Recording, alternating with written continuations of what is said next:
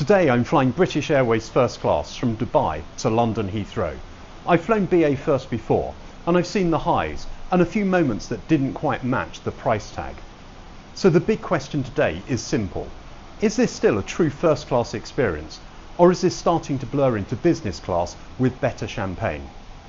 Right, let's head to the airport.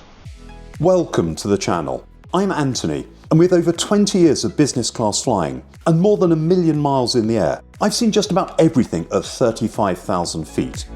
Cabin crew, doors to automatic cross check. Here at Doors to Automatic, I bring you in-depth, honest reviews of premium services from airlines around the globe. Love travel, aviation, or just chasing the thrill of the skies?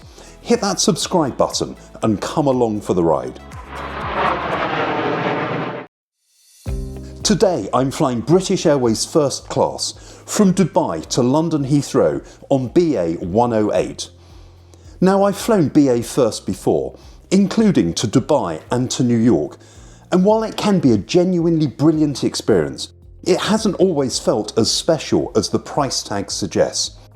So on this flight, I'm taking a fresh look at the whole journey, from the ground experience here in Dubai, right through to the seat, the service and the food on board. First impressions matter, and in first class they matter even more. There were dedicated first class check-in desks. The baggage allowance was 3 32 kilo checked bags, plus a cabin bag and a personal item. So an extra checked bag more than business class. The check-in experience was functional, and I was handed an invitation to use the first class lounge. And this is where the experience began to lose some altitude. There was no fast-track security or immigration for first class passengers. It is possible to purchase a fast-track experience, but BA didn't seem to think this should be included for premium passengers. So there was a lot of queuing for the next 30 minutes or so. After security and immigration, you took a shuttle to the D concourse. In the concourse there was a range of shops. The lounges were all located up on the first floor. BA has recently opened a new lounge at Dubai. Beside the reception desk was a door into the exclusive first class room. It was pretty small and could only accommodate about a dozen passengers. A full restaurant menu was available, alongside a good wine list. A glass of rosé champagne arrived within minutes. The service was good, although the space felt quite compact rather than exclusive. Shortly before it was time to leave, refreshing towels were offered to all guests. Boarding was called, so it was time to check out the onboard experience. The gate was just a couple of minutes walk from the lounge. Priority check-in was provided for first and business class passengers. The flight was on a Boeing 787-10 aircraft. Registration Golf Zulu Bravo Lima Golf. It was 4 years old.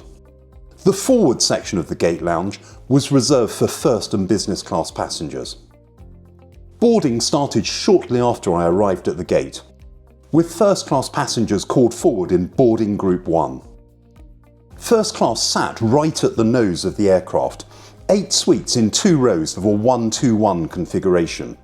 I was in window suite 2 Alpha. From the boarding door, I was shown to my suite by a member of the cabin crew. The seat had a width of 22 inches. It could recline to form a 79-inch long flat bed. In bed mode, the width expanded to 29 inches. Overhead there were only luggage bins above the window seats, but there was still plenty of space for everyone's hand luggage. In front of the seat was a fixed 23-inch high-definition display, below which was a footstool. Beside the seat were plenty of storage compartments. Inside one was a power socket and 2 USB-A ports. On the side of the counter was a controller for the seat and lights, above which was a lamp. Overhead was a reading light, but no individual air vents. The footstool in front of the seat could be adjusted forward.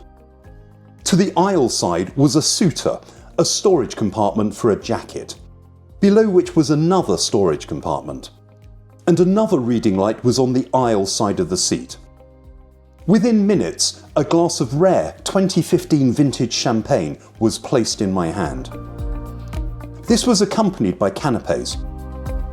At retail, the champagne sits at roughly £180 a bottle, about 5 times the price of the business class offering. A set of pyjamas and an amenity kit were offered. There were different male and female amenity kits.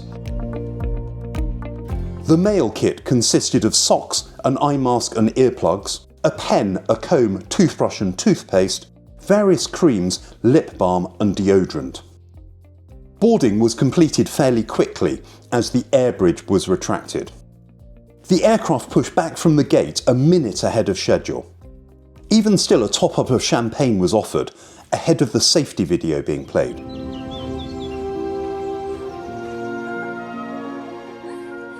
Anne, I must confess a sentiment of the most tender nature. We had a relatively short taxi from the D concourse to take off from the nearby runway 12 right.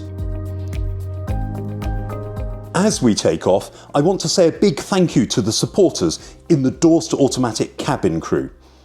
They see these reviews a full week early before they go public on YouTube, along with the seat selection strategy and the behind the scenes detail that doesn't always make it into the final cut. If you'd like to be part of that group, the details are below. Because of flight restrictions near Iran, the aircraft was routed over Saudi Arabia and Egypt before crossing the Mediterranean. It was a fairly bumpy ride at first. A controller for the entertainment system sat in a cradle. A good range of content was available. There were 622 movies, 366 television series, and 86 audio albums. Good quality noise-cancelling headphones were provided. Wi-Fi was available. It was free for first-class passengers on one device. About 20 minutes after departure, I saw speeds of around 57 megabits per second. Exceptionally fast for in-flight Wi-Fi. Later in the flight, as more passengers connected, that settled closer to 20 megabits. Still more than usable for streaming and working. But later in the flight, one small detail made me question whether this really still feels like first. Prior to takeoff, drinks orders had been taken. A range of cocktails, spirits, beers and wines were available.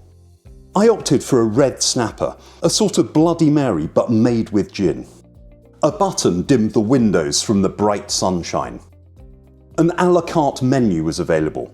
Prior to takeoff, I was asked when I would like to dine. The menu included an amuse-bouche and 4 starters, smoked salmon, a meze plate, a chicken dish or soup. For main course there were 4 options: braised lamb shank, chicken supreme, a Middle Eastern fish dish or stuffed vegetables. These came with a side of potatoes, carrots and aubergine. There were 4 choices of dessert: a brownie cake, a pastry, ice cream or fresh fruit. There was also a selection of cheese. The table slid out from under the counter and flipped over. When my food was served, a member of cabin crew set this out. A tablecloth was then laid and the amuse-bouche was served. It was goat's cheese with a caramelised fig and onion chutney. It was slightly more substantial than I would have expected. Then the main place setting was laid. Both butter and olive oil were served to accompany the bread. For starter, I opted for the smoked salmon tartare, with cucumber, caperberries, salmon roe and horseradish cream. The presentation was very good, with a variety of flavours. For main course, I selected the braised lamb shank, with slow braised cannelloni beans, fried kale and grain mustard jus. This was served with a side of baked Anne potatoes, grilled heirloom carrots and roasted baby aubergine. The lamb was nice and tender. For dessert, I opted for the vanilla ice cream, served with crispy chocolate curls and chocolate sauce. This felt like a proper first-class dining experience, not just business class with better crockery. But the real test of first class often comes later in the flight. The meal was accompanied by a good selection of fine wines. The average price per bottle was around £93, or £44 if you excluded the fizz. That's more than 4 times the average bottle in Club World by comparison. I'll break down exactly why I chose this seat and whether I'd choose it again in this month's cabin crew update. After the meal, a pot of tea was served. There was significant turbulence at this point. There was one toilet for the 8 first class passengers, located at the front of the aircraft. The lavatory was a standard aircraft size, the only real enhancement being cotton hand towels rather than paper. Back in the cabin, I relaxed for a while. A substantial pillow was provided, alongside a nice throw blanket. Soft cotton pyjamas were also provided. As a bed, there was plenty of space, although the suite did miss a door to provide privacy. And that's where, in part, this starts to feel closer to business class than true first. The seatbelt signs came on a number of times during the flight. Mid-flight, I pressed the call bell, and a member of the cabin crew appeared within seconds. They brought me a drink and a bowl of crisps. Towards the end of the flight, a second light meal was offered. There was a choice of 2 starters, poached prawns or feta and watermelon salad. There were 2 main courses, chicken tikka or mushroom cannelloni, and finally 1 dessert choice, a chocolate cake. Again, a crew member laid a tablecloth and place setting. A hot towel was offered. For starter, I opted for the poached prawns, which came with a mango and tomato salsa. For main course, I chose the roasted chicken thigh tikka, which came with steamed basmati rice, mixed vegetables and paratha. It was more substantial than I expected, but genuinely full of flavour. I opted for a glass of the excellent Bordeaux to accompany this. I finished things off with the caramel chocolate cake, with fresh berries and raspberry coulis. The light meal was more substantial than I'd expected, and I very much enjoyed it. Soon we were preparing to arrive at London Heathrow, where we came into land on runway 09 left before taxiing to a remote stand to be bussed to the terminal. So how did I rate British Airways First? Yes, the champagne was better than business class. But this isn't just about what's in the glass. In the air, this felt like a genuine step up from Club World. But on the ground, it didn't always feel like first. The onboard service felt a lot more personal and attentive. The food and drinks were of a better quality, and the seat was bigger and very comfortable as a bed. It was just a shame that, on this aircraft, there wasn't a door to the suite, which there was when I flew on the 777 previously. However, the onboard experience was let down by some of the ground elements.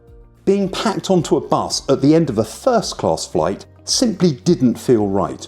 Other airlines provide limos to transfer their first class passengers from the aircraft to the terminal.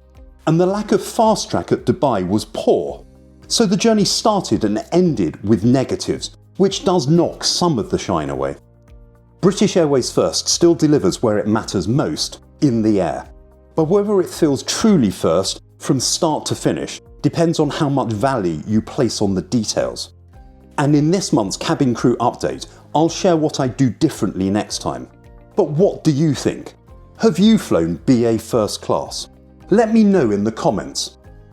If you enjoy detailed, independent reviews like this and want early access plus behind the scenes details, you can join the Doors to Automatic cabin crew below. It genuinely helps keep these reviews independent. And if you enjoyed the video, please give it a thumbs up. And now check out this review of Qatar First Class from last year. And please do subscribe for future reviews.